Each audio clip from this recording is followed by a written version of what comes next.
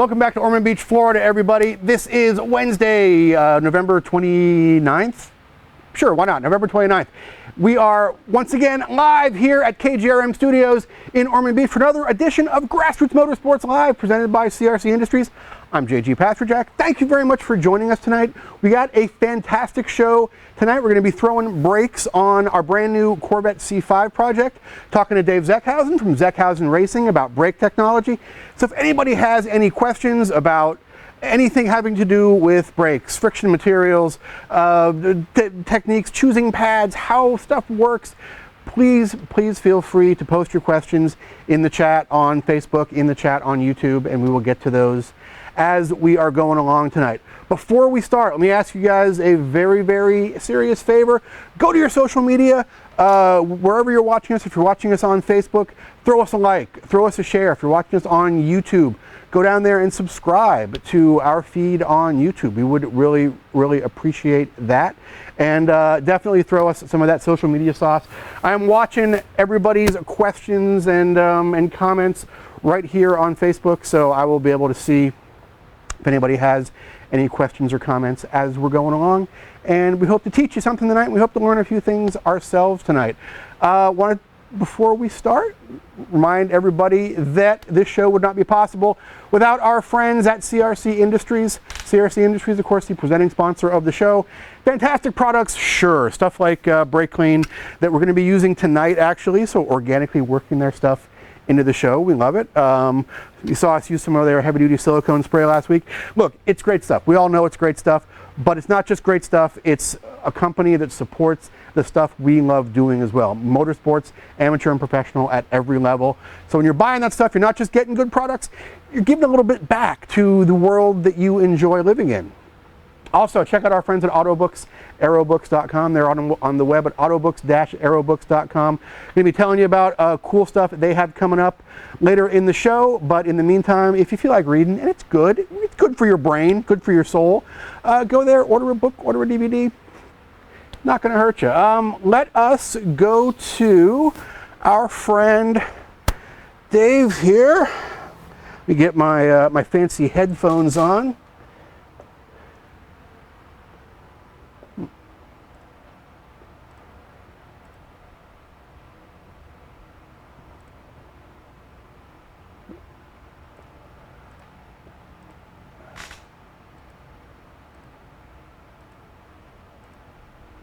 All right, Dave, here we go. Are you there? How are you? Hey guys, how's it going? Good. So we got Dave Zeckhausen from Zeckhausen Racing on the line. Dave, tell us a little bit before we start here about Zeckhausen Racing. You guys are brake specialists. We got this set of Ferodo DS2500 pads from your website there at zeckhausen.com. So how did it come to be that you were decided to specialize in braking and the stopping technologies? That's interesting. So Zeckhausen Racing was formed in 2002.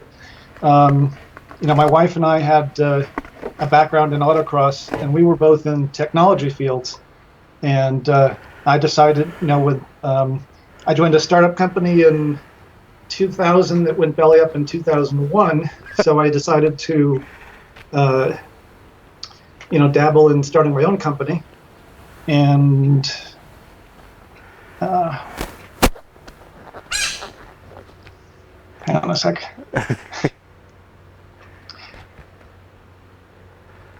I've got multiple windows here. This is the first time doing Skype. Let me shut that down. No, you're doing great, man. Okay, so anyways, I had a choice of going back to the large company I worked with, which was AT&T, or deciding to do something a little smaller. And so I started a company of one, which was Zeckhausen Racing. Ran it out of my house for a few years. We hooked up with StopTech, became a large StopTech dealer. In fact, we were the largest StopTech dealer for about 5 years consecutively. And then we formed a partnership with a much larger company. It's actually the Unique family of companies. Their flagship is Unique Photo in Fairfield, New Jersey. And they were run by also a couple of car enthusiasts. and we've been in their facility ever since. Most of our clients are not racers. We probably have about a third of our clients actually track and race their cars, and about 2/3 are just buying consumables. Something that's sort of better than stock, something that's going to perhaps save them some money. And it's an interesting business. It's a hedged business because when times are good, everybody starts racing their cars and buying fancy brakes, and when times are bad, people start doing work on the cars themselves to save money. And so the good news for us is that when one is down, the other is up, and I'd call it a hedged business. So, but the reason I focused on brakes was because I had a physics and engineering background and a motorsports background. I wanted to start a business that had to do with cars, and I really thought that brakes was the thing that I knew best. So I threw myself fully into that, and learned how little I knew, actually. And then my hookup with StopTech, as they were just forming right around 2000, was a tremendous education for me. Flying out there, taking classes from folks like James Walker Jr., who was consulting for StopTech. And ironically, James Walker Jr. was the lead engineer on the C6 Corvette ABS and stability control system. Oh, wow. And he helped StopTech develop their testing methodology to, when they were designing a brake kit for a new application, to make sure they didn't screw it up, to make sure they were doing no harm. And so anyway, that's a little bit of our background. And James Walker, actually a former author of a couple of brake stories in grassroots motorsports way back in the day too. So nice to see that this community has spawned some people that are making a real difference. All right, so I'm enthused that your background is in the physics and in the engineering side of things, because that's the opposite side of it that I came at it from. So I love hearing stories about stuff like that. And so as we get started here, let's just talk about what actual physical properties, when we talk about brakes, what are we dealing with? I mean, we're essentially taking the kinetic energy of a car in motion and exchanging it for heat energy produced by these brakes. I mean, that's my layman's understanding of it. So give us a little bit more of an in-depth look at the physical process taking place there. And I'm going to start pulling this front caliper off. Sure. While you talk about that. Okay, so that's exactly right. I mean, the function of the brakes is to simply convert the energy of motion, or the kinetic energy of the car, into heat and a little bit of light. That helps us decide what's an appropriate setup for the car. Like in your case, you approached us, and actually you specified the pads right away. But my first reaction was to say, what's this car being used for? Is this going to be a street car? Is this going to be an autocross car? Is it going to be track? Because the requirements are very different. This car, we've got like 20 different pads for this car. 13 from Hawk alone, 3 from Ferodo, and for the layman trying to go through the site, read all this descriptions, it's kind of a challenge to figure out which one. And you really have to either talk to somebody who understands the behavior of all the different kinds of pads, and tell them what your requirements are, what you're going to do with the car, and let them guide you, assuming that you trust them and that they're not just trying to sell you a SKU number. Or find somebody out there who is doing terrific in the category that you're competing in, and just copy them. It's easy to do with something like the C5 or C6 Corvette, since there's so many of them out there. So there are a lot of choices out there, and as many choices as there are, there's also different uses. I mean, as you said, not all of your guys are competing. Some of them are just driving on the street. Some of them are probably dual-use cars. They want to drive the same pad to the track as they're driving on the track. They don't want to be switching pads back and forth all the time. So what Give me an idea of what factors are we looking for in a pad that's going to determine what characteristics it has either on track or on the street. What are the actual variables? Right. So, if you're going to be doing dual use or tri-use, in this case, I suspect that you're going to be taking this guy out on the track as well, and at speeds exceeding your typical 50, 60, 70 for an autocross, but probably getting this thing up to the 140 mile an hour range. If you're going to do a dual use pad, you need something that's not going to drive you crazy and your neighbors crazy on the street. So that means it's not going to screech like nails on a chalkboard. If you're going to do autocross, my first reaction was when you said that this was an autocross project car was Hawk HP Plus. That would be the no-brainer. If that was a dedicated autocross car and it was doing nothing else, I'd say HP Plus would be perfect. The problem with HP Plus is that on the street, it's just crazy loud. It's loud like a race pad, extremely dusty, very aggressive.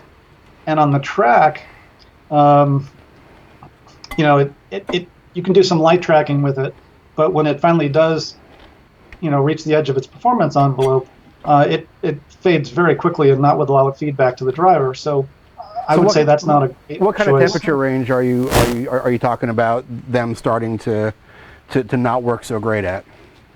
So I actually have a chart from Hawk. Came with the charts. Look at that.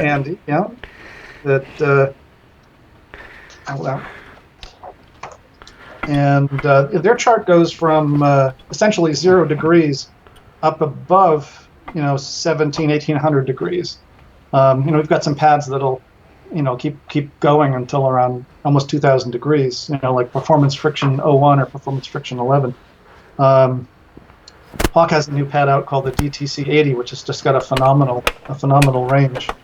A factory pad kind of gives up the ghost, or it starts to roll off at 500 or 600 degrees. Something like that HP Plus tends to roll off around 800 or 900 degrees, and by roll off it starts to lose 20-30% of its friction. And what you care about, besides how high that fade point is how quickly it rolls off. And that's the issue I have with HP Plus on the track, is that when it does roll off, it rolls off fairly quickly. So if you were a novice and you started running HP Plus, you'd probably get away with it for a while.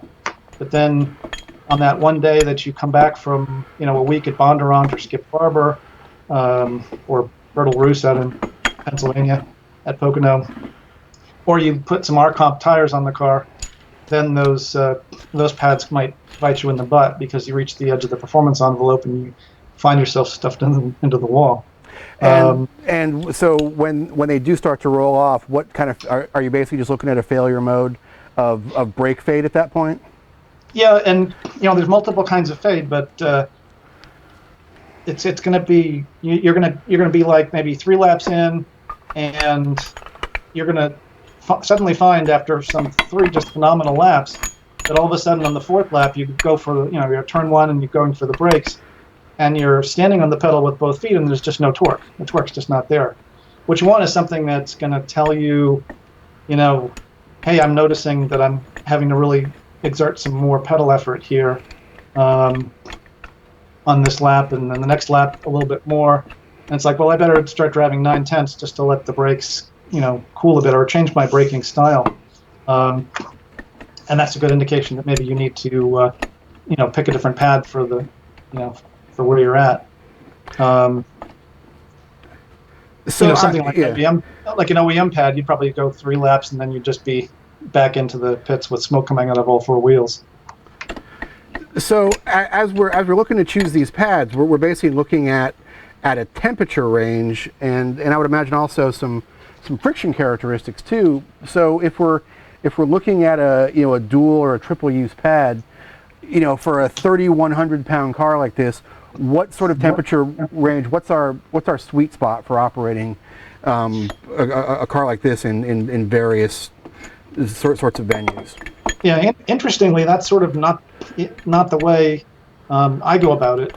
Is after years you get an intuition for the weight of a car, the skill of the driver, the speed, the maximum speeds you're going at the track, and you look at the specs on the brakes, you know, and you know, you've got the smaller brakes, you know, the C5, even the Z06, and then the C6 base brakes are all the same size.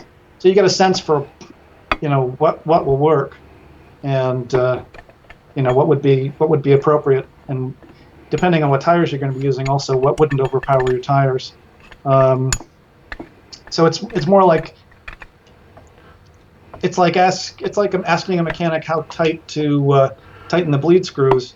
You just sort of get a mechanic's touch for it, a mechanic's feel for it, and you balance all these things. You know, horsepower, skill, tires, tracks, etc. And then you also have the other factor with brake pads that I find too is that feel is such a big important part of it. You can put two different brands of brake pads on a car, and even though they might be rated at the same, you know, the same friction level, or the same be designed to operate in the same temperature range, you might get very different characteristics out of two different types of pads. So if we're trying to make, a lot of that is called like considered like bite, which is the how quickly once you stand on the pedal you get the onset of work, and also in a pad that's appropriate for autocross, for example, you know, the temperatures start essentially cold, and you've only got usually less than a minute or a minute and a half to come to full operating temperature, and you want the pads to be really consistent during that short period of time. You don't want them to be, you know, have a low torque for half the event and all of a sudden start coming in so that you're over braking towards the end of the event. So if I'm looking at charts, what kind of curve am I looking for let's say a pad that bites progressively versus a pad that has a lot of torque? Is that curve just going to basically, you know, have a hard edge to it if there's just crazy instant torque immediately? Right. Like, for example, looking back on, I'm not sure how much your viewers can see on a third of a screen and this low resolution graph, but you know, you look at the OEM pad, which is the gray line closest to the origin, and that starts off pretty darn high. It starts off higher than most of the race pads, right from, you know, from 0 degrees or whatever that lowest limit is. You'll notice that HP Plus, if you could see, is way above that. You know, it's got the most audacious bite right at 0 degrees. So that makes it, essentially, it comes on almost immediately, and by the first chicane or first turn in the autocross, first cones, you're going to be on the flat spot of that curve. So they're going to be consistent throughout the run. Whereas you wouldn't want to run anything, you know, like you know, Hawk DTC 70, for example, because it would be, looks like 350, 400 degrees before it even came up to the same torque as the OE pads were when they were cold. So and just to kind of recap for everybody who's watching me fumble through this, changing the brake pads on the front of a Corvette is enormously easy, even when you're looking over your shoulder at a camera. So I can actually give everybody some eye contact. You really only need a 15 millimeter wrench and an 18 millimeter wrench. Your 18 millimeter wrench is gonna hold your slider pins steady. 15 millimeter wrench is going to take the two bolts on the caliper off. We used one of the old pads to retract the caliper using a $5 piston retracting tool, and we used a little bit of my favorite CRC electric grease here to re-grease our sliders. I actually like this stuff because it looks just like easy cheese, and that makes it a lot of fun. So we're gonna put these pins back in. So Dave, as we move up the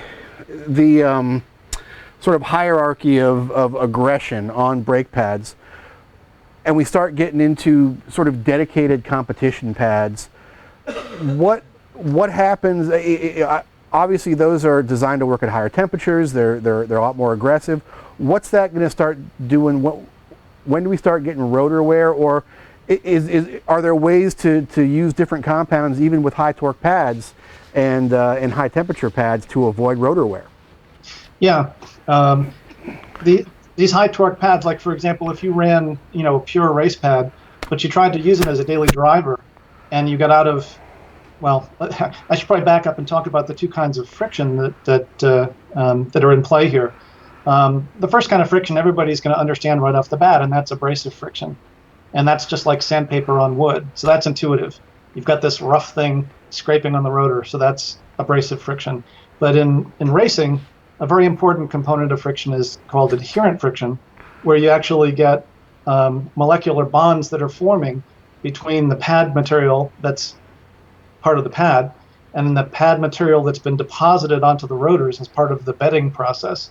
And on factory kind of pads, there's some adherent component that happens at extremely low temperatures, and even if you've never really bedded the brakes properly, that just occurs and you just don't pay attention to it. But in racing, if you just slap on some race pads and don't do the proper bedding, you're not going to get anywhere near as much grip, and you're going to get faster rotor wear. And also, if you take these race pads and you run them at a temperature below where their adherent friction kicks in, and you can really see that by looking at where the curve just suddenly jumps up. If you're running them below that temperature, they're going to rapidly wear the rotors. They're going to rapidly wear the pads. You're just going to have dust and debris everywhere, and especially on the side of your car and the wheels. So, is that one of the larger contributors to dust? Then is using pads that are not in their optimum temperature range while they're operating? It is. Yeah, that's interesting, because we did notice that we actually ran some of the Hawk DTC. I think they were the 70s. They were whatever Hawk is calling their street race pad now, which I think is the DTC 70s. No, that's actually the DTC 30. Okay. If you look at the curves, the Hawk Street Race is a new pad that came out, and when it came out, everybody, we thought it was going to be like HP Plus with a little bit better characteristics, like less noise or whatever, and it turned out to be a completely different pad. If you go by the curves, I think they took the DTC 30 and just put the street compound box, and used the street box, and maybe they shimmed it. Maybe that's the difference, is that the street race has a shim for noise reduction, perhaps, but it doesn't reduce noise much. It really behaves just like the DTC 30. Yeah, and we were, I was a huge fan of the feel of the pads and the characteristics, but it was the filthiest pad I have ever used in my life. I mean, they were just absolutely brutal as far as producing the dust, but it was worth it because they worked so good, and they were so easy to use and so easy to drive. Right. So if you've been if you've been running Hawk pads for many years, you probably remember the HT10 and the HT14 and 13, all those pads, and then the DTC, the dynamic torque control pads, came out maybe a decade ago. I'm not sure exactly when, but those pads, Hawk did some really amazing things in terms of stretching the torque curve. It's like there's just this really long, flat area on the torque curve, across a broad temperature range, where either the slow, it's just climbing slightly over that temperature range, and if you overlay, the older pads like the HT10, and most of the rest are gone from their portfolio. Those just have a very narrow, peaky, band that goes up a little bit later, and then it just drops right off. So the DTC was actually a really big leap forward for Hawk. Okay, so let's talk about somebody who's maybe never really had a proper set of high performance brake pads before, and has car and wants to start, tracking their car, start autocrossing their car, but has never really driven on anything but OEM pads before. What's the sort of entry point for this? Yeah. What are you doing? No, Tom, over here. Chris wanted to move. Oh. So how do we start somebody off in the world of high performance pads? Right. So the progression is look for a problem to solve. So you talk to the person and you say, okay, what's been your experience and what's letting you down, and what do you want to improve? Another big thing is, are you doing your own work? If someone's doing what you're doing, it's so much easier. But if they're, a doctor, a dentist, or an executive, and they're just flying in, and every time they do anything to change the car, they have to bring it to the mechanics. Then you have to make some really serious compromises. Generally, those compromises are, how the thing's going to behave on the street. Because you don't want the guy to kill himself at the track. But you go in little steps. You don't want to completely change the behavior of the car.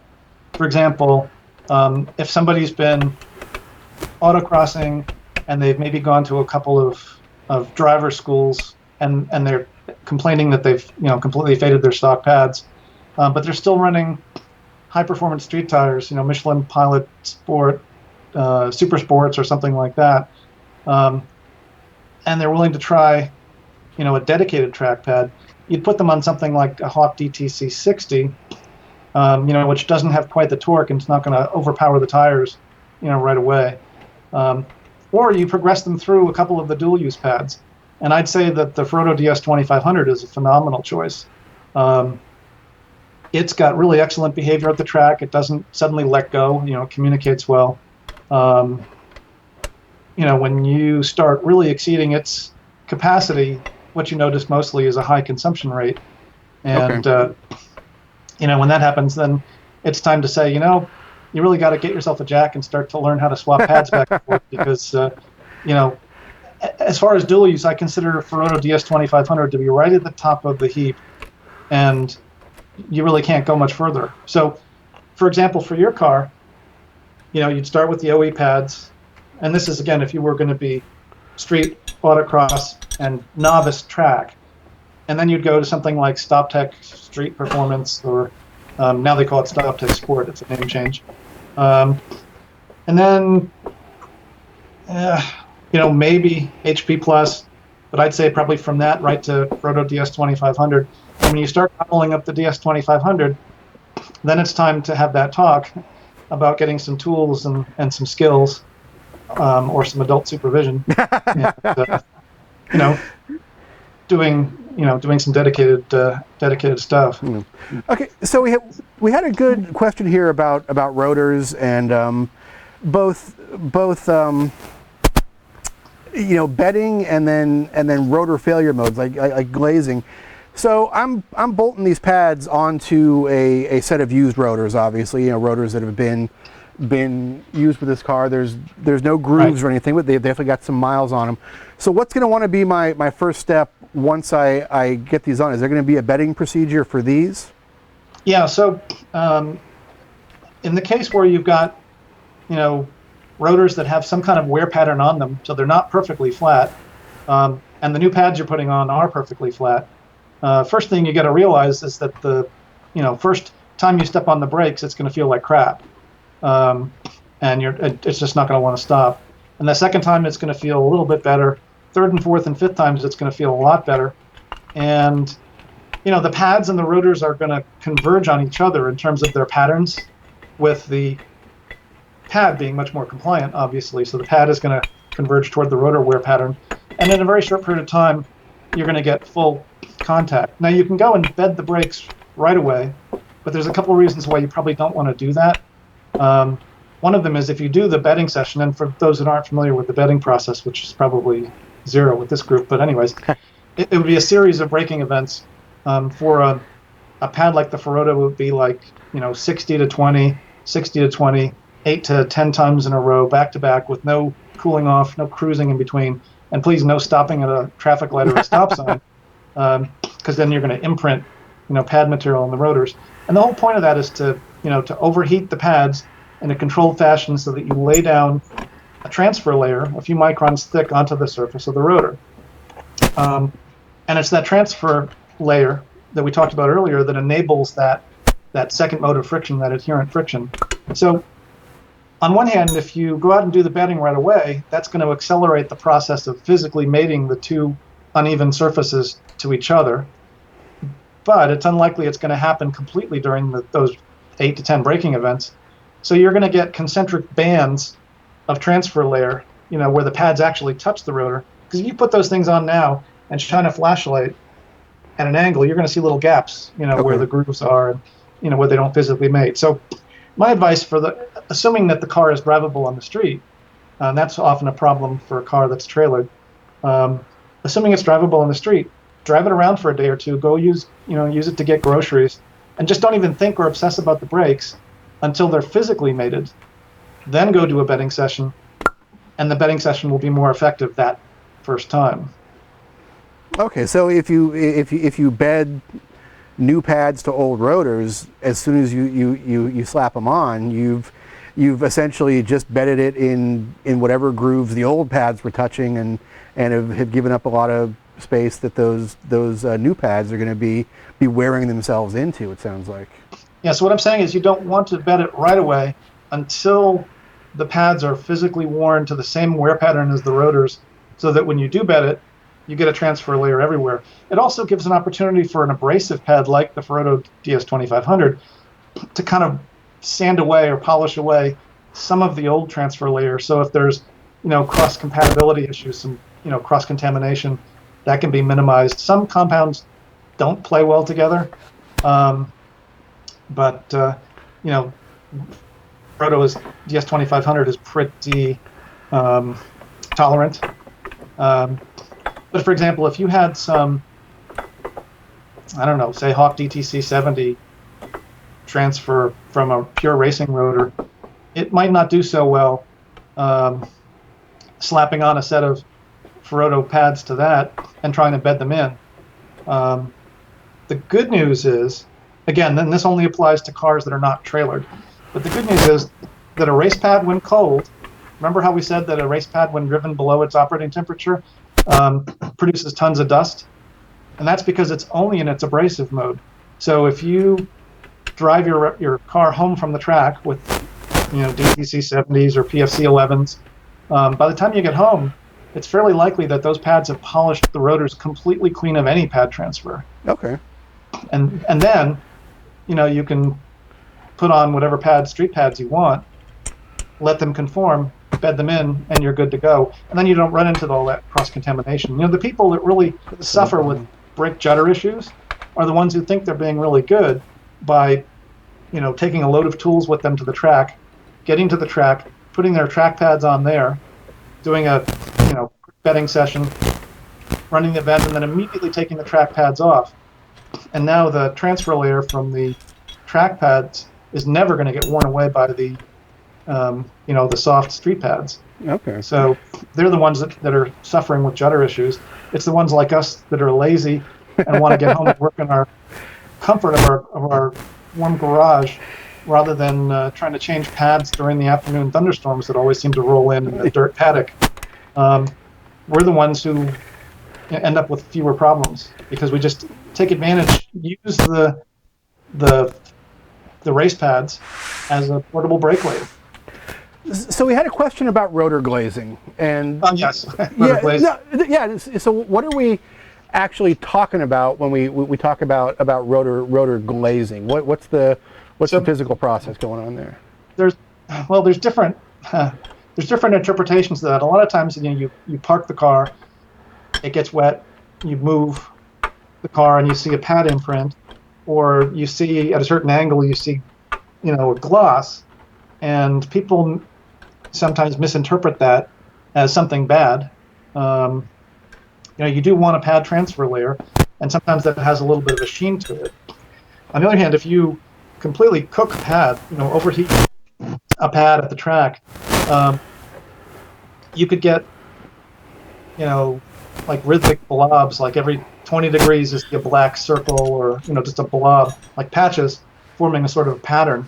That stuff probably has to come off. And you can either take that stuff off just by continuing to drive with the track pads. You can, there's a company called Brush Research. They sell a bunch of things, probably familiar with their Flex Hone tool, which is used for, like cylinder hones. But they make one called a Flex Hone for rotors. It's an abrasive disc, maybe 4 inches in diameter, and it has a little bunch of abrasive balls on one side and a thing to go in your drill on the other. And it comes in fine, medium, and coarse grit. And what you could do if you've got really glazed, rotors with obvious problems from excessive pad transfer, is you take one of those, put it in your drill, very gently. You don't want to remove metal. Just gently go over the surface of the rotor and scuff it up, and with the coarse one, and then go to the fine one to get a nice crosshatch pattern. And forget the fine one. So you want coarse and medium. And because that thing uses aluminum oxide as the abrasive, you don't want to leave that behind. That reacts negatively with iron. So with eye protection, use some compressed air to clean the rotors off. And then belt and suspenders, do some brake cleaning spray, some CRC, and a rag, and get all that grit off. You don't want to contaminate the pads, and you don't want to get aluminum oxide on iron rotors with pressure and heat. So, hey, speaking of CRC, look, as if by magic, it appears from next to me. Dave, take a break for a second, and let me tell the folks here about our friends at CRC, about our friends at Autobooks, Aerobooks. Of course, Dave just mentioned CRC. Look, everybody knows about Brake Clean. Brake Clean is sort of the default setting for brake cleaners. When people think about brake cleaners, they're normally thinking about CRC Brake Clean. Why? Because it's really good. But even better than that, they also sponsor this show. This show would not be possible were it not for CRC and all their fine chemicals. Over 15,000 part numbers in the CRC catalogs. Everything from stuff like brake clean and carb cleaner, and lubricants like the silicone spray we used last week, and like the dielectric grease we just used to grease all of our caliper slides, to industrial products and stuff for the aerospace industry, stuff for the food industry, all kinds of stuff. They are very smart people working at CRC. They make great stuff. And best of all, they support stuff you love, motorsports at the amateur and professional level and everything in between. Great shows like this one, and shows that friends of ours do elsewhere in the industry. They are fantastic patrons of everything we love to do. So if you're looking for automotive chemicals, folks, and you're grabbing that CRC stuff, you're not just getting a great product, you're getting a product from a company that cares about giving back to the stuff we love to do. So we appreciate you guys checking them out every week. You can check them out at crcindustries.com, or go to literally any store. Walk into a Walmart, walk into an O'Reilly Auto Parts, or a Advanced Auto Parts, or a Napa. They're going to have that CRC stuff, and we appreciate it if you choose them when you're reaching for automotive chemicals. Also, Chris, the car's in the way. Let's come around here and show everybody the Autobooks, Aerobooks bookshelf. Got a cool addition to the Autobooks, Aerobooks lineup this week. If you go to autobooks-aerobooks.com, we'll throw up a link in just a second. You can buy a DVD or a Blu-ray disc of the McLaren movie, the documentary about Mr. Bruce McLaren himself. Fabulous movie. If you've had a chance to see it at any of the screenings they've done at different automotive museums around the country, now you can own it on DVD or on Blu-ray disc from autobooks-aerobooks.com. Also, it's not just books, it's not just DVDs, it's not just tech manuals and photography books and history books and all kinds of automotive and aircraft and motorcycle and boat stuff from throughout history. It is a fantastic hub for the car culture in Southern California. Every week they've got book signings by famous authors. Bruce Myers is going to be there, the inventor of the Myers Manx. He's going to be there. Danny McKeever is going to be there in the next couple of weeks. The driving instructor who trained nearly all of the participants in the Toyota Pro Celebrity Race at Long Beach has a book coming out. He's going to be there signing the book. All kinds of cool stuff going on there in Burbank at the shop at Autobooks, Aerobooks. And everywhere else in Southern California. If you're looking for something automotive related to do in Southern California, check out autobooks-aerobooks.com. They've got a calendar of everything going on out there. And we're going to have them on the show in a couple weeks talking about some great book gift ideas coming up for the holidays. So we appreciate them. And hey, look, if we got room to spread the love. If you're thinking about sponsoring an automotive related broadcast, why not this one? Call our sales department. They'll hook you up. I'm listening to NPR on the way home, and one of their sponsors for one of their news programs is a company that makes a massage chair. And if our sales department could hook us up with a massage chair, I would do the entire show from a massage chair, and I would be so happy.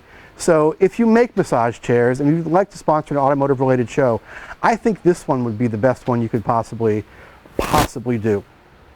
All right, Dave, back to the action here. We got in like the space of half an hour while we were talking, got the front and rear brake pads on. We'll do the other side later, but we've talked a lot about friction and the actual sort of frictive processes going on in our brakes. And that heat has to go somewhere. So let's talk a little bit about managing the heat in those systems and some of the other sort of secondary and tertiary effects that heat is going to have. When that heat has to go somewhere. So you have to get fresh air in, you have to get hot air out. You also have all of this metal acting as a heat sink. You've got brake fluid in there. So as we start driving more aggressively, as we start doing these track events, what other sort of failure modes, what other systems beyond just pads and rotors do we have to start looking at? How is that stuff going to be affected? Right. So, one of the mistakes a lot of people make is that they start, installing cooling systems long before they need them. The heat leaves the rotors through three mechanisms. That's conduction into the wheel bearings, into the brake pads, into the brake fluid, into the wheels. Convection, getting pumped through the internal cooling veins or on the outside surface of the rotors, and radiation. And when you're just driving on the street, it's about an even split between convection and radiation, with about 10-15% of the remainder being conduction. But when you're on the track or when you're doing really aggressive motorsports, the vastly predominant mechanism for getting rid of the heat is radiation. So surface area plays a lot into that. And so you might think, okay, the best thing to do is let's immediately upgrade those rotors to something bigger. I mean, one of the things you could do is take C5 Z06 rotors and slap those on. But if it's too early, if you're not using up the thermal capacity of the existing system, adding this extra mass doesn't really benefit you. You really want to maximize what you get out of the thermal mass you have, and only desperately kicking and screaming go to the next size up. So the first thing you do is, if you start to get fluid fade, which is characterized by a soft pedal, is go to the next brake fluid, like Motul RBF 600, or if you're already there and you're really fast, maybe 660. But in general, most people don't need any of the Motul StopTech 660s. The 600 is more than adequate. And then if you're fading your brakes, don't just think bigger rotors. If you're running factory pads, I get a lot of calls for brake upgrades from people and I ask them what pads they're running, and they're saying, oh, factory pads. I'm like, God, we've got 2 more years out of those factory brakes before we run out of thermal capacity. So let's try this, and this for a few hundred instead of this and this for 6,000. And, maybe before they run out of thermal capacity, they start getting pissed off by the consumption rate of those things, and that's fine. They just have to understand that, especially for an autocross car, slapping on 14-inch or 15-inch rotors, that's going to impact their acceleration, their braking, their handling, because they've got a gyroscopic effect from this bigger pair of flywheels. And even if they are trading more pad consumption for what they think is less capacity, these pads are wear items to begin with. These are replaceable items. So do you want to spend a couple $100 replacing pads more often, or several $1,000s going to larger rotors and installing cooling systems and Right. doing all And that? then again, it comes into whether there's a third party involved, namely some shop doing all this work for you, or if you're doing it yourself. So the folks that have no, mechanical aptitude, but they love driving, for some of those, it just basically extends the service intervals dramatically to go to a big brake kit, and for them it might be worth it well before they're ready performance-wise. But in general, you want to stay small as long as possible. So we got a question from YouTube in this same vein. We've got somebody running Hawk HP Pluses on a 2001 C5, so another Corvette guy, Okay. and he's on track tires, and he is cooking the paint right off the backing of the Hawk HP Pluses. Is that indicating too high temperatures, or is that just something Hawk pads do? So how can he actually tell if he is exceeding the temperature range of those HP Pluses? Yeah, is he having any actual braking problems? The aesthetics of the backing plate really don't matter. And I would say if he's fading the brakes, or if he's consuming them rapidly, then maybe it's time to look at something and we'd maybe do something else like maybe a DTC 60. If he's running R-Comp, is he running R-Comp tires, or is he running 200 treadwear tires? It says DH compound track tires. DH. I'm not sure what DH means. I don't know if that's a typo or just something I haven't ever heard of. I haven't heard of it either. It's probably autocorrect. Yeah, I mean, if he's running R-Comps, I'd be getting away from the HP Plus, unless he's still a novice. And if he's still a novice, he shouldn't be running R-Comps. You really want to learn car control at lower speeds, and that's why if you go to, with Corvettes, if you go, I guess now Bondurant's got Corvettes, and if you go to Spring Mountain, they've got Corvettes as well. And if you go there thinking that you're going to learn how to, set up your car for optimal track use, you're going to be sadly disappointed. What they really do is they set up the cars to be student resistant, and they set up the tires, really crappy tires, so that you can do, line recovery technique and, steering with the throttle at speeds that are controllable and practicable, rather than having you just sort of end up against the wall going, what the hell just happened? It's like learning how to play basketball when you're short. You want to have your growth spurt after you've become a good player and learn to play short. So I would question the appropriateness of those tires with those pads. I would say, unless he's really trying to be dual use. But if he's changing his wheels anyways, because I don't think he's running those to and from the track or to the grocery store, I'd say it's time to take the next step up, which would be something like a Hawk DTC 60 as a good next step. Good. Yeah, and it sounds like that's a Pirelli slick. So yeah, that's definitely a fairly aggressive tire that is demanding a fairly aggressive brake pad.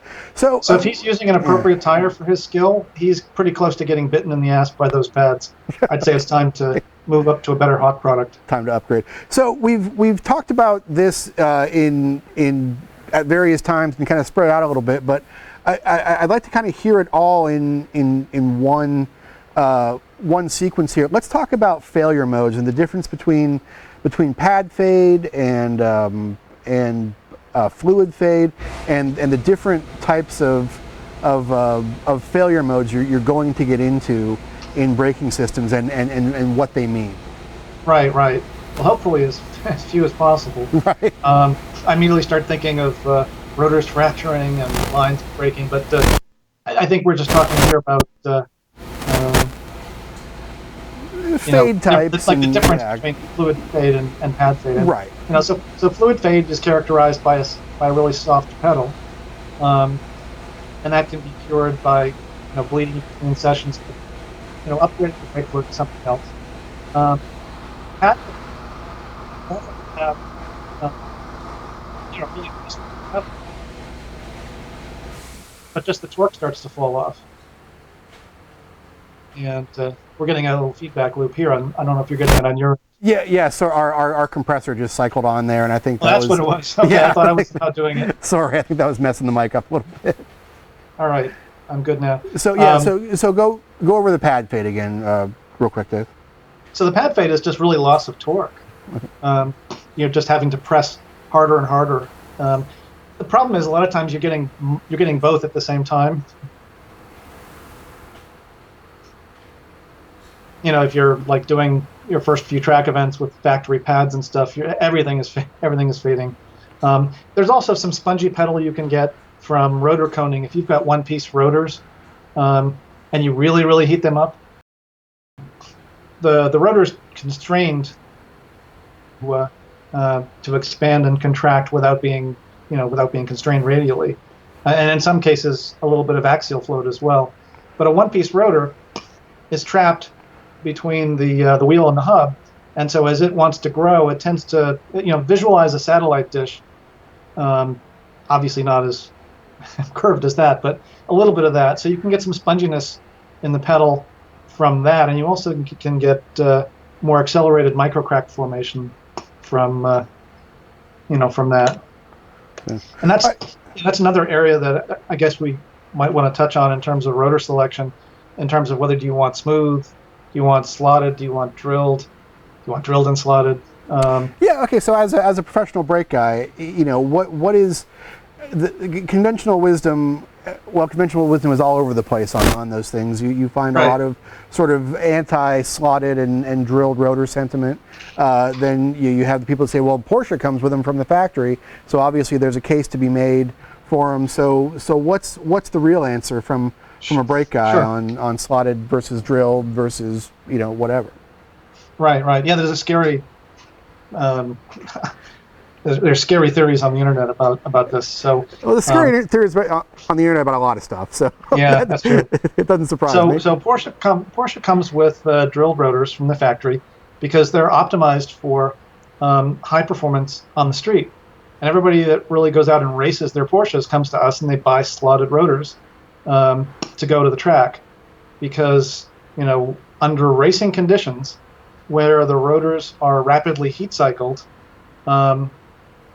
drill rotors have an Achilles heel, which accelerates the formation and spreading of microcracks. Now, microcracks are normal.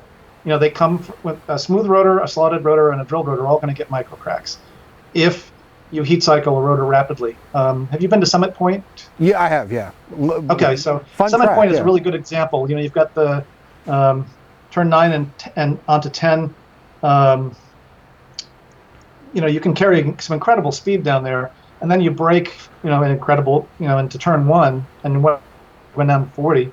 So your brakes go from glowing red or white to stone cold on that track over and over and over again. That track's kind of known for eating rotors, and so a smooth rotor is going to develop this, this like desert after a rainstorm look. Those little microcracks. If you have a slotted rotor, the microcracks are going to be the same. It's like the slots aren't even there. The microcracks don't notice. But if you have a drilled rotor, you could wipe out a set of drilled rotors in a single day at Summit Point. You'll see the microcracks all radiating from the holes. You'll see them connecting adjacent holes. You'll see them connect to the outside edge, and they'll spread much faster because you're interrupting the metal grain structure of the rotor. But the question is, why would you even want drilled rotors or slotted rotors in the first place? There's all these myths about, well, you're reducing pad contact area, so the coefficient of friction must be lower or something. The coefficient of friction between a pad and a rotor is a constant. It has nothing to do with surface area. So what a slot does, or what a hole does, is there's an interaction between the leading edge of the pad and that hole or that slot, and that increases both bite, most particularly bite, but also torque a little bit. So on a properly drilled rotor or a properly slotted rotor, you're going to notice higher bite and higher torque than a smooth rotor. And then between slotted and drilled, you're going to notice a little step up between slotted and drilled. So drilled actually has the highest bite and the highest torque. Because of all that additional edge area on each individual hole? Is that what's going on? Exactly. Okay. And that's why you also see some of these, like AP Racing has these fishhook kind of slot styles where they're trying to maximize the interaction between the leading edges. And so some of these unusual slot designs are going after drilled rotors to try and get more bite, but without that Achilles heel that the drilled rotors have under track conditions. And this is really a track-only issue. So if you were putting together a brake system for a street-only car, the best engineering solution would really be drilled rotors. You get about a quarter-pound weight savings per rotor. It obviously depends on the rotor size and drill pattern. So you get about a quarter-pound weight savings over slotted. So that can, in a drag race car, for example, make actually a little bit of a difference. 4 corners of a car, that's equivalent to 1 horsepower. If you remember the Speed World Challenge series, there were some teams who got a little desperate towards the end because they kept adding weight to the cars. Every time they got a podium finish, there was what they call reward weight. That sounds like punishment to me. Right, but, yeah. Right. And so some of those teams would actually put drilled rotors on for qualifying so that they could maybe help them get that additional 1 horsepower equivalent and get to the pole position. And then they would switch back, usually, unless they were really desperate, to slotted rotors because they didn't want to suffer a catastrophic rotor failure. So everybody would race with drilled rotors if it wasn't for that cracking issue. So everybody races with slotted rotors instead, unless you're an endurance racer, because the additional bite and the additional torque don't come for free. And I don't mean that the rotors are more expensive. I mean that there's more pad wear and there's more rotor wear. So if you're doing a 12-hour enduro and you think you might not make it, give up the bite, go for a smooth rotor, and maybe see if that 10% gets you over the finish line without a pad change. So, we had a question about the chart earlier, and you had that great chart comparing the different different brands somebody on there. actually was able to see that. Okay. Yeah. Cool. Well, yeah, and actually, is that on your website anywhere, Dave? It's not, but I could make it be there fairly quickly. Okay, or just just send us a copy if you have one, and we'll get up as well. But getting back to charts in general, is there any sort of a cheat sheet that you have, or like a recommendation matrix for somebody that can look at? Okay, I've got a car that is this weight, and I'm driving at events where the speeds are this. What's in the intersection of those? How do I even start to choose some of these? Kind of a handy guide to something like that. I don't have something like that.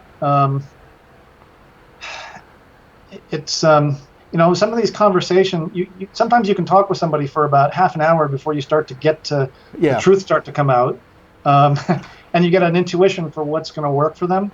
And you're not always right. I mean, a lot of times somebody will come to me with a car they bought used, and they don't know what they've got for brakes. They don't know what they've got for pads. They've had an awful experience.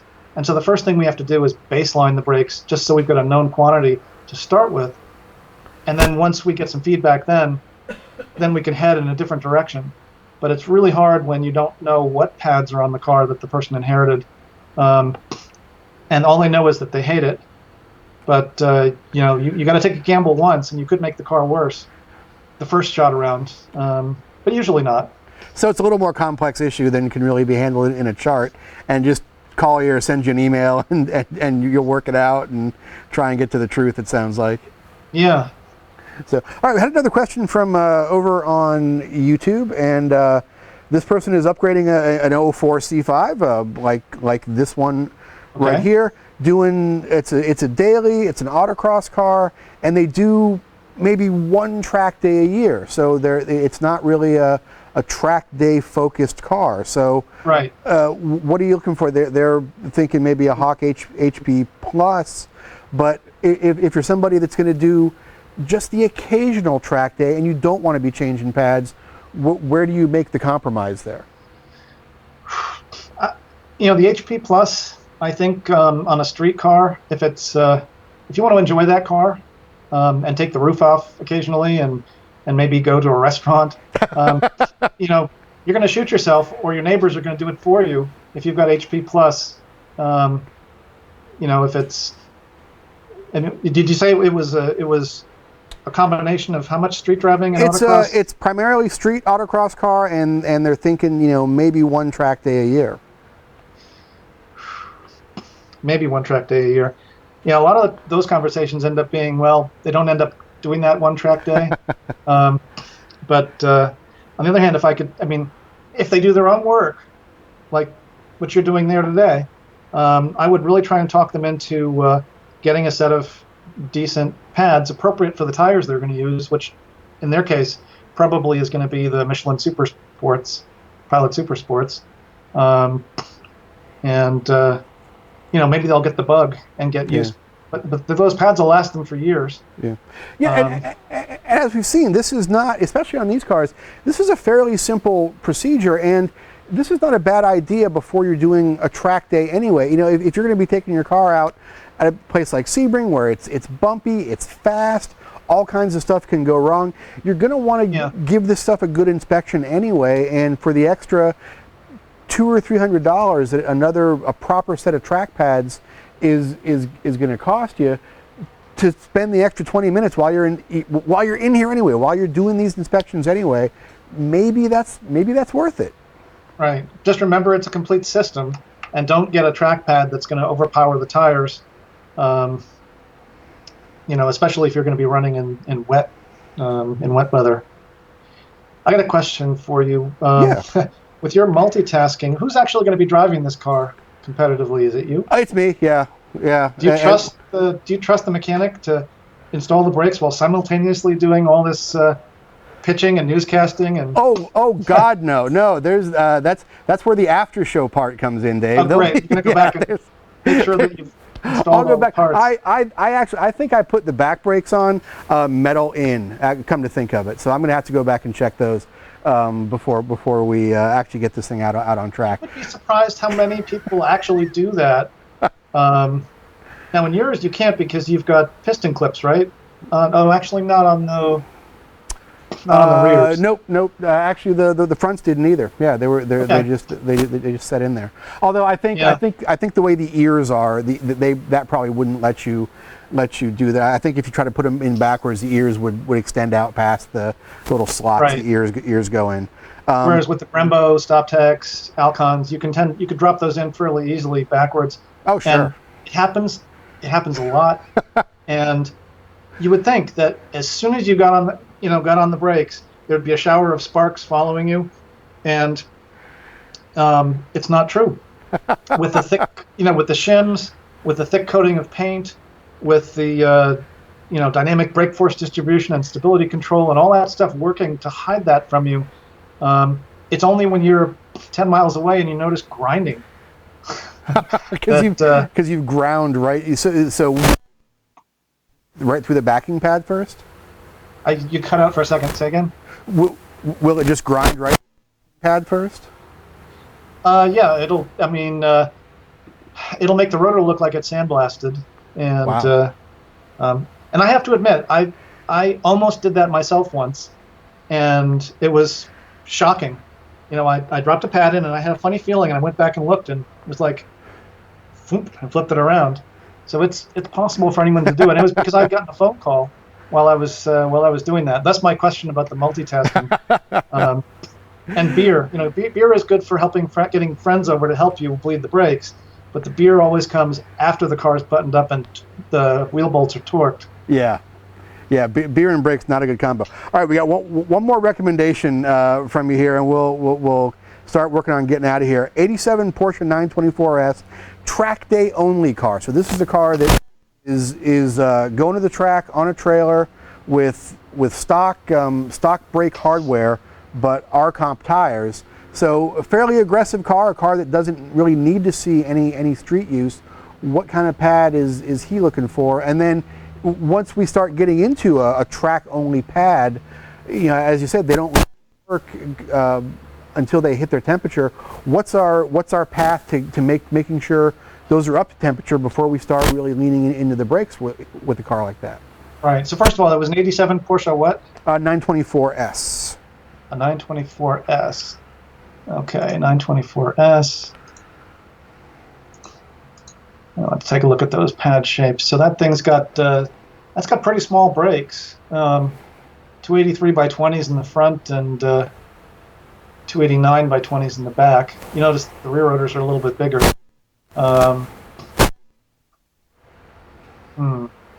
Single piston floating calipers. What have we got in those shape? Oops. That is going back. So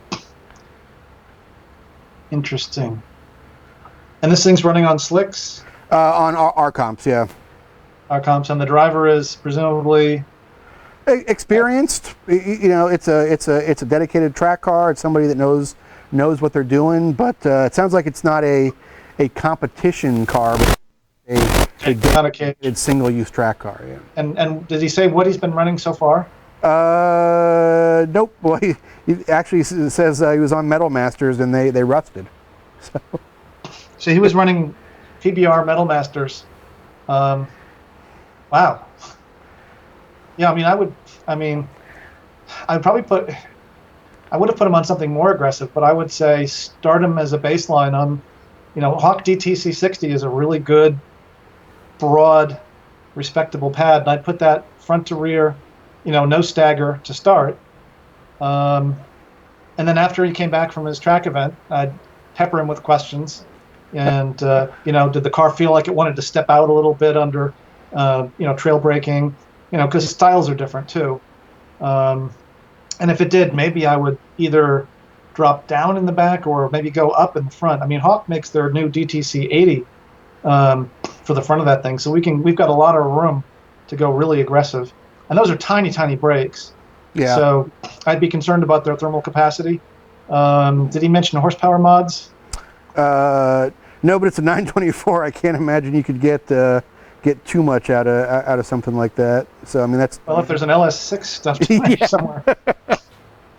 I had a conversation with somebody with a what the heck was it? It was something outrageous. It was like a Volvo 244, and the LS6 didn't come up until the very end, which was like, okay, throw everything out. And I guess he was thinking he was being coy, holding that stuff back. It's a fairly important point of data. So now the first question I ask is, does it have an LS6? Yeah, and this one actually sounds like a stock 924. So that's a 145 horsepower car on a good day. So he might not be. On one hand, you'd think maybe he wouldn't be able to get DTC 70 hot enough to be in its adherent mode. But on the other hand, those rotors are tiny. So just a little bit of, kinetic energy getting converted into thermal, it's like a very small cup to hold a lot of coffee. Yeah. And it's going to get full really quick. And you actually mentioned the possibility of mixing the compound front to rear. So is that something you can do on certain cars to essentially act as a proportioning system to sort of get your front to rear balance worked out properly? Yeah, there's a couple reasons you might want to do that. If the car is, with the same compound front and back, if the car just feels really squirrely, like it wants to step out all the time, you might want to, boost the front or drop the rear.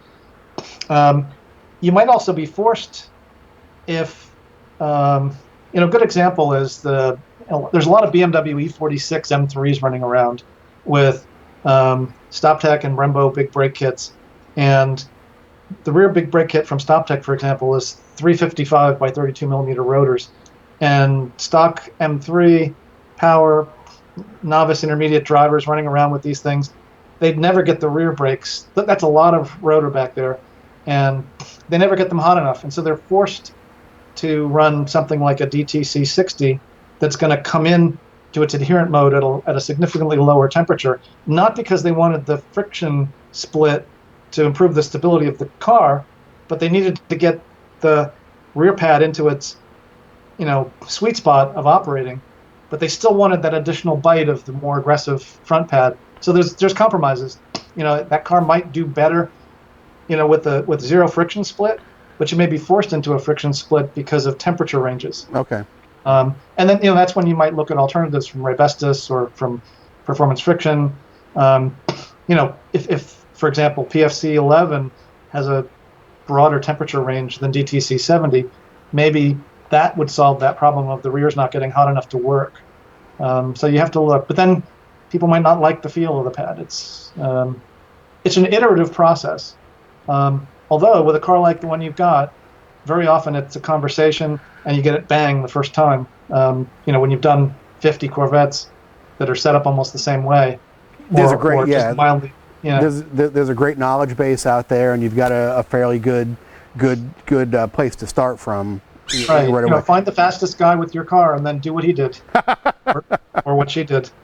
All right, last recommendation. Then we got to let you go, and everybody can go back to it. We got an 06 Mustang GT, so fairly powerful, fairly heavy car, 3,200-pound car at least probably, and he is asking about a daily autocross pad and looking at Willwood Pro Matrix. What do you know about those, Dave? Nothing firsthand. No, nothing. Okay. So, but it sounds like something like that. A daily autocross car. We're back to, you're back to DS2500. DS2500s, yeah. For that, if he's noise tolerant. I mean, that car uses a 1081 front shape, 1082 rear shape. The Friction Materials Standards Institute has designations for the shapes of these pads, and those are very common pads. Everybody makes everything for them, so we got a lot of choices. DS2500 right at the top. If he's more noise tolerant, HP Plus. Yep. But again, I'm not that tolerant. And has stock in a wheel cleaner company. So. Yeah. Porterfield makes, their R4S high performance street pad. I'd say, and then StopTech obviously makes their sport pads. StopTech there's a huge price difference too. So if budget is a constraint, you just can't beat, the StopTech 309 series sport pads. Let me give you an example. It's $80 for the front, $60 for the rear for the StopTechs, and the Ferodos are, scrolling up, 161 and 159. Oh wow. It's multiples.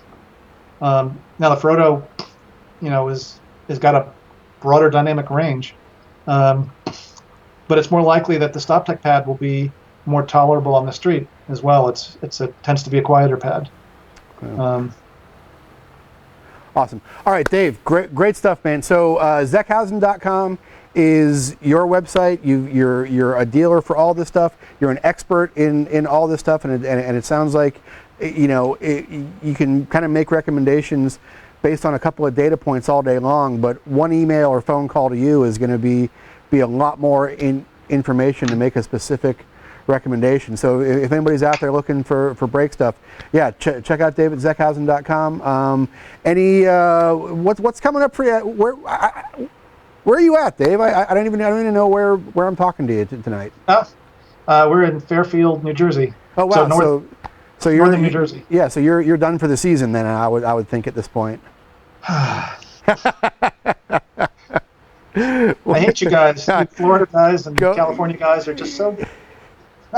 Going autocrossing this weekend. Very, very, very excited to try out these DS2500s. Hey, thank you very much putting on snow tires on Monday. Oh wow, man. Well, we'll look forward to seeing you back out on track come April or so. And thanks for dropping all this knowledge on us tonight. Again, Zeckhausen.com. Dave's. You can find Dave's ad in the magazine too. Fantastic, just wealth of knowledge and wealth of expertise there. So we appreciate you a lot dropping all this stuff on us tonight, Dave. Thanks, man. Thanks for having me. All right, we're gonna say goodbye to Dave and.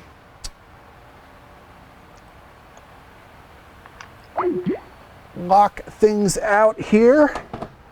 Hey, folks, thanks for joining us tonight, and I hope I didn't miss any questions while I was talking here. Doesn't look like it yet. We got Zeckhausen's website up there. Just a lot of fantastic info. Let me get my Skype homepage off the screen here. You don't want to see that. You want to see who I've been talking to in my spare time. There's nothing interesting about that. Hey, That's it. That's another edition of Grassroots Motorsports Live, presented by CRC Industries. Folks, thank you very much for the likes. Thank you very much for the shares. Thank you very much for subscribing to us on YouTube. We'll be back here again next week with a very, very cool show we are putting together. As always, every Wednesday at 9 p.m. Eastern, right here on Facebook and YouTube. In the meantime, please, please, please patronize the folks that patronize us. I'm talking about folks like CRC. You can check them out at crcindustries.com. You can walk into any major retailer and buy brake clean and buy CRC carb cleaner and fuel injection cleaner and spray lube and grease and all that stuff. They have over 15,000 products for the automotive industry, for the aerospace industry, for the food industry. It's fantastic stuff, and it's not just fantastic stuff. We know it's fantastic. I don't have to tell you it's fantastic stuff because you know that already. But it's not just fantastic stuff. It's stuff that when you buy it, they are supporting stuff like this, stuff like fantastic content in Grassroots Motorsports Magazine, stuff like our friend James Clay at Bimmer World and his Continental Challenge effort with his cars, drag racing, boat racing, motorcycle racing, motorsports at the amateur level, at the professional level, everything in between. So when you're buying that CRC stuff, you're not just getting a great product, you're helping out the sport that you love and you're helping out the community you love. So please, please, please do us a favor and patronize them. Also, our friends at Autobooks Aerobooks. You can check them out at autobooks-aerobooks.com. Check out that awesome McLaren movie. It's available on DVD and on Blu-ray right from them. And you can get signed copies of all kinds of great books coming out right from Autobooks Aerobooks, from guys like Danny McKeever and Bruce Myers. The inventor of the Myers Manx, the designer of the Myers Manx, is going to be at Autobooks like next week. And he'll be signing books, but you can also buy a signed book right from Autobooks on the Myers Manx. That would be so. I would actually love to go out there and check that out, and we'll get out there at some point, I hope. But if you're out in Burbank, if you're out anywhere from San Diego to Santa Barbara, and you're looking for car stuff to do, check out autobooks-aerobooks.com. They have a huge calendar of all kinds of automotive events, all kinds of car culture in Southern California. So it's not just a fantastic bookstore, fantastic video store, magazines. It is a great hub of the automotive culture in Southern California. Folks, that is it for another week. Andrew says it's a lot of info to take in. My brain is hurting. I got 2 more wheels to do after the show is over here. That is a fantastic amount of information to take in on a very simple physical process, that turning motion into heat, and we're glad Dave dropped some of that knowledge on us tonight. So thanks once again to Dave Zeckhausen, and thanks to all of you out there watching. Thanks for all the likes, thanks for all the shares. We'll see you again next week, 9 p.m. Eastern. Folks, I'm JG Pastor Jack. Thanks a lot to Tom and Chris back here behind the camera working with me tonight, and David, who's monitoring our social chat. Fantastic staff here at GRM Live. We will see you again next week. Good night, everybody.